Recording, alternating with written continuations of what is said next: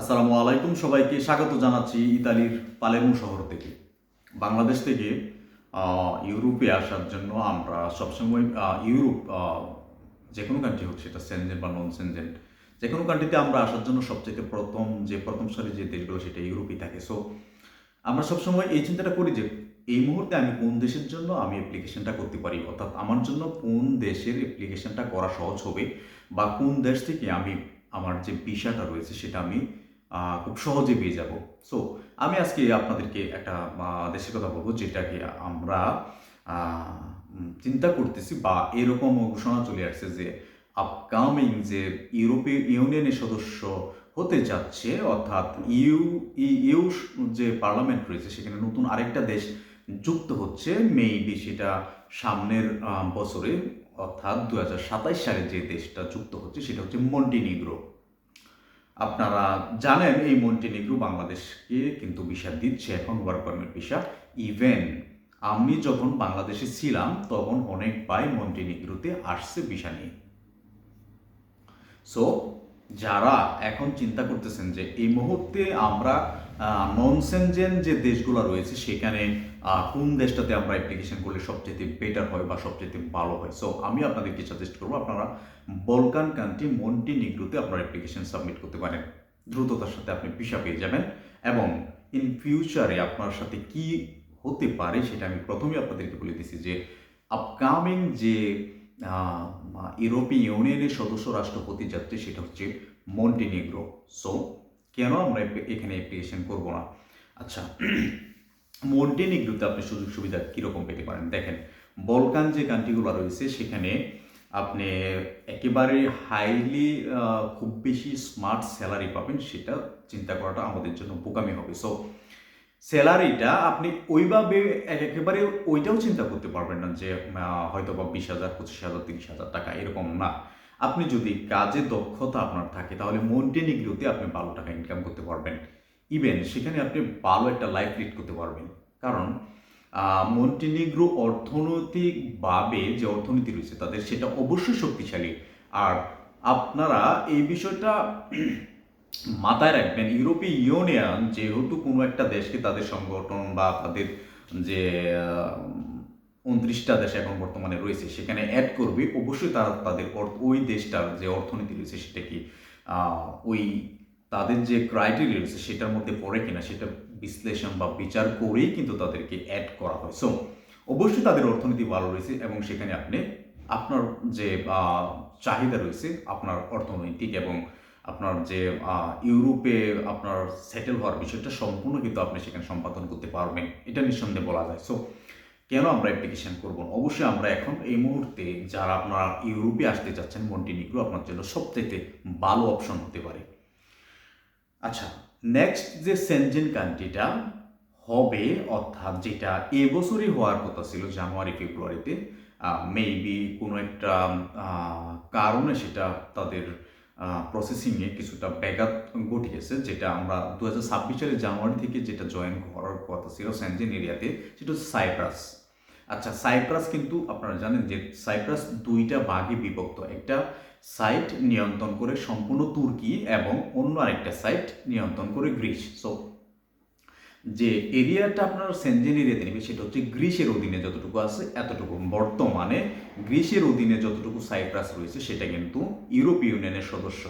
So এই দুইটা দেশ মন্টিনিগ্রো এবং সাইপ্রাস, একটা সেনজেনের দিকে এগিয়ে আসছে, আরেকটা হচ্ছে ইউরোপীয় ইউনিয়নে যোগ দেওয়ার জন্য এগিয়ে আসছে। সো আপনারা স্টুডেন্ট হিসেবে সাইপ্রাসে অ্যাপ্লিকেশন করতে পারেন স্টুডেন্ট বিষয়ে।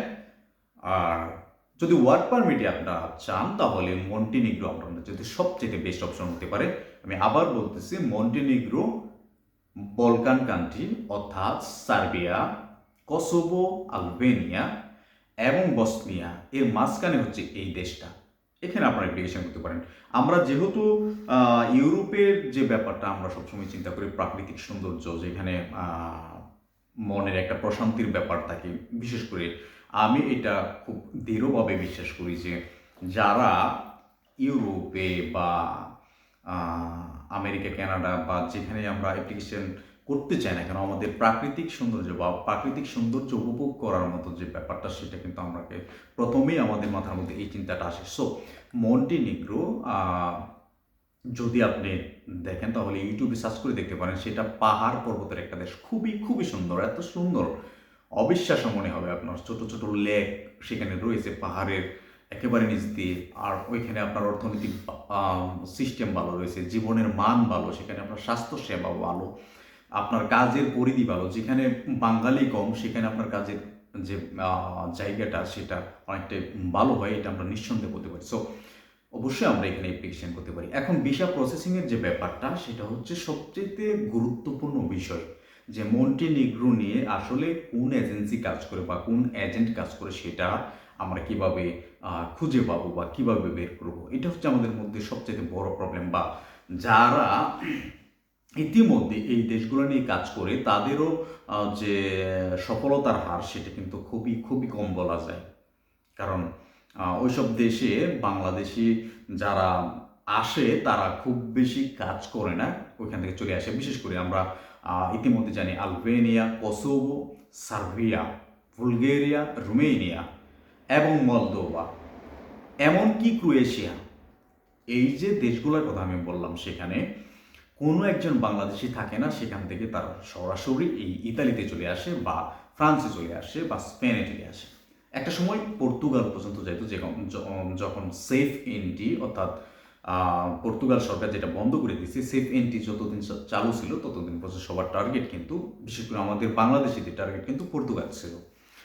তো এটা হচ্ছে সবচেয়ে গুরুত্বপূর্ণ বিষয়, আমাদের এজেন্টগুলা যারা ওইসব দেশগুলো নিয়ে কাজ করতে চায় না। কারণ ওইসব দেশ সম্পর্কে, বিশেষ করে মন্টিনিগ্রোর মতো দেশ সম্পর্কে আমাদের ধারণাটা খুবই খুবই কম। সো এই দেশগুলোতে আসার পর আমরা কাজ করতে চাই না, আমাদের সবসময় একটা টার্গেট থাকে যে আমি ইতালিতে চলে যাব। এটা হচ্ছে আমাদের সবচেয়ে বড় প্রবলেম, আর যেটার প্রভাব পড়ে এজেন্সির উপরে যারা আসলে কাজ করতে চায় না।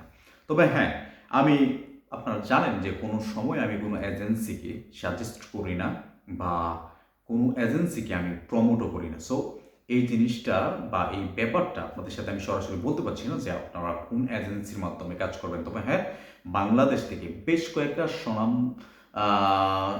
স্বনামধন্য যে এজেন্সি বা ভালো মানের কাজ করে, তারা কাজ করে যাচ্ছে কন্টিনিউ মন্টিনিগ্রো। সো সেখানে আপনারা যদি কোনোভাবে আপনারা বুঝতে পারেন, আর সেটা অবশ্যই আপনার নিজ দায়িত্বে, সেখানে আপনি যাবেন, সেখানে কথা বলবেন, সব কিছু বিস্তারিত জেনে বুঝে দেন আপনার ফাইল সাবমিট করবেন। যদি আপনার যে ব্যাপারটা হয়, আপনার এলাকার কোনো বড় ভাই, কোনো চাচা বা যে কেউ এজেন্ট হিসাবে কাজ করে, সেখানে আপনাকে বলে দিল যে আমি তোমাকে অমুক জায়গাতে পাঠিয়ে দেবো, তুমি আমাকে 2 লক্ষ টাকা দাও, তোমার পাসপোর্ট দাও, এভাবে আপনি কখনোই কাজ করবেন না। কারণ এভাবে কাজ হয় না।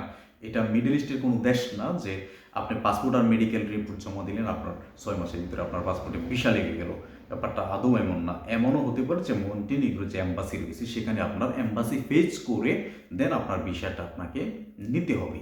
সেটা জন্য আপনাকে যেটা করতে হবে, অবশ্যই যেহেতু আপনি আন্তর্জাতিক একটা ভিসার জন্য বা বিদেশের কাজের ভিসার জন্য আপনি ইন্টারভিউ দেবেন, সেখানে আপনার বেসিক ইংলিশের যে ব্যাপারটা, সেটা কিন্তু অবশ্যই আপনার বাধ্যতামূলক লাগবে। আমি যেটা আমাদের ক্ষেত্রে হয়েছে, আমরা যেহেতু রোমেনিয়াতে আসছিলাম, সেখানে খুবই খুবই কঠিন সময়ে আমরা ভিসা নিয়ে আসছিলাম। অর্থাৎ 100 জন যখন ইন্টারভিউ দিত, সেখানে মাত্র 10 জন 12 জন ভিসা পাইতো। তার মধ্যে যারা ইংলিশে ফ্লুয়েন্টলি কথা বলতে পারতো তাদেরকে শুধু ভিসা দিত। যাই হোক, এটা এখনো পর্যন্ত কন্টিনিউ রয়েছে রোমেনিয়ার ক্ষেত্রে। বিশেষ করে কুয়েত থেকে যদি আমরা বলি, যেটা খুব সহজে ভিসা দিয়ে দিত, এখন এই কুয়েতের যে রোমেনিয়ার যে কুয়েত সিটিতে এম্বাসি রয়েছে, সেখানে কিন্তু তারা স্পষ্ট বলেছে যে যারা ইংলিশে কথা বলতে পারেন আমরা শুধু তাদেরকেই ভিসা দেবো। সো মন্টিনিগ্রোর ক্ষেত্রেও সেই বিষয়টা সেম।